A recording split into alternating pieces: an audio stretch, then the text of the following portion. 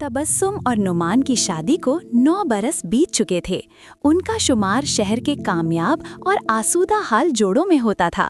तबस्सुम एक मकामी बैंक में एक जिम्मेदार ओहदे पर फाइज थी, जबकि नुमान एक मारूफ कॉरपोरेट इदारे में मैनेजर था। उनके 2 नन्हे फूल थे, 7 साला आयान और 4 साला अरहम, और वो एक खूबसूरत अपार्टमेंट में खुशगवार जिंदगी गुजार रहे थे। वक्त के साथ साथ नुमान की जिंदगी में गैर महसूस तब्दीली आई और वो रात गए दोस्तों के साथ आउटिंग और महफिलों में वक्त गुजारने लगा, जिससे उसकी जिम्मेदारियों से लापरवाही बढ़ती गई और इज़्दिवाजी ताल्लुकात में सर्द महरी आने लगी। इसी असना में इदारे में डाउन साइजिंग की वजह से नुमान की नौकरी जाती रही, लेकिन उसकी बुरी आदतें और सुस्ती घर में भी बरकरार रहीं। तबस्सुम के घर कामकाज के लिए आने वाली पुरानी मुलाजिमा सफिया बीमार हुई तो उसने अपनी जगह अपनी भांजी ज़ारा को भेज दिया। ज़ारा 20 बरस उम्र की नौजवान खूबरू लेकिन गैर मामूली तौर पर चालाक और तेज तरार लड़की थी। पहले चंद दिनों में ज़ारा ने घर की रूटीन को समझ लिया। तबस्सुम सुबह बैंक चली जाती, बच्चे स्कूल जाते और नौकरी से महरूम नुमान दिन भर घर में अकेला होता था। नुमान, जो अपनी तन्हाई और नौकरी छूटने की परेशानी में कमजोर पड़ चुका था, ज़ारा की चालाकी और ज़ाहिरी कशिश का शिकार होने लगा। ज़ारा ने अपनी चर्ब जुबानी और हमदर्दी के इजहार से नुमान को अपने करीब कर लिया और नुमान अपनी लापरवाही की इंतहा पर पहुंचकर घर की इज्जत और एतमाद की परवाह किए बगैर उसके जाल में फंसता चला गया। एक रोज जब घर मुकम्मल तौर पर खाली था और दिन की खामोशी छाई हुई थी, ज़ारा और नोमान के दरमियान बातचीत मामूल से ज्यादा जज्बाती और ज़ाती हो गई।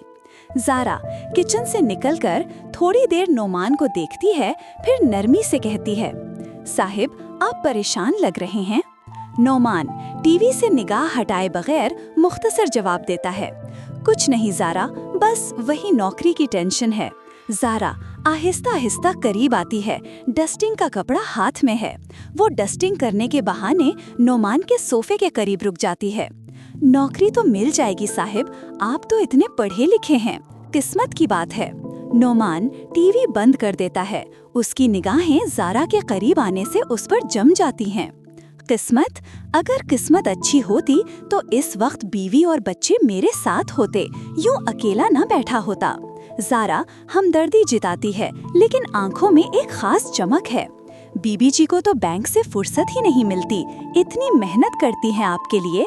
नोमान तंज से हंसता है, वो मेरे लिए मेहनत करती हैं या अपनी ख्वाहिशात के लिए, अब मुझे समझ नहीं आता। ज़ारा सर झुकाती है, लेकिन लहजे में बेबाकी है। हर किसी की जिंदगी में कोई न कोई तो होना चाहिए जो उसका दुख समझे, जो उसकी बात सुने। नोमान उठकर कुर्सी पर बैठता है, जहां वो ज़ारा के ज्यादा करीब हो जाता है। तुम कितनी समझदार हो। ज़ारा हाथ में पकड़ा कपड़ा हल्का सा झटकती है। ज़ारा का जिस्म करीब आता है। एक लम्हे को दोनों के दरमियान सांस लेने की जगह कम हो जाती है। हम गरीबों को सब कुछ जल्द समझना पड़ता है साहिब, आप भी थोड़े रिलैक्स हो जाएं, ये वक्त भी गुजर जाएगा। नोमान ज़ारा के बेबाक अंदाज और कुर्बत से मुतासिर होता है। उसकी गफलत और कमजोरी उस पर हावी होने लगती है। शायद तुम ठीक कहती हो, मुझे किसी की जरूरत है। ज़ारा हल्का सा मुस्कुरा कर कहती है, मैं हूँ ना आपके पास। यूं ज़ारा और नोमान के दरमियान कई रोज तक जिस्मानी ताल्लुकात कायम रहने लगे। एक सुबह जब तबस्सुम बैंक जा चुकी थी और बच्चे स्कूल, ज़ारा ने अपने मंसूबे पर अमल करने का फैसला किया। जिस्मानी ताल्लुक कायम करने के बाद जब नोमान नहाने के लिए बाथरूम में गया तो ज़ारा ने मौका गनीमत जाना। वो सीधी बेडरूम में गई और अलमारी खोलकर तबस्सुम के सोने के 2 बेशकीमत सेट और एहतियातन रखे गए 15 लाख रुपए की नकद रकम निकाल ली। रकम और जेवरात चोरी करने के बाद ज़ारा वहां से फौरन भाग गई और दोबारा कभी इस घर में वापस नहीं आई।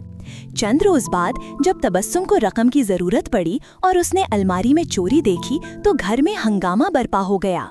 زارا کی غیر موجودگی اور گھر میں کسی زبردستی داخلے کے نشان نہ ہونے کی وجہ سے نعمان پر شک کا سایہ گہرا ہو گیا۔ پوچھ گچھ اور تلخ کلامی کے دوران نعمان کی لاپرواہی اور گناہ کا راز کھل گیا۔ اس نے ٹوٹے ہوئے لہجے میں زارا کے ساتھ اپنے تعلقات اور اپنی غفلت کا اعتراف کیا، جس کا فائدہ اٹھا کر زارا نے چوری کی۔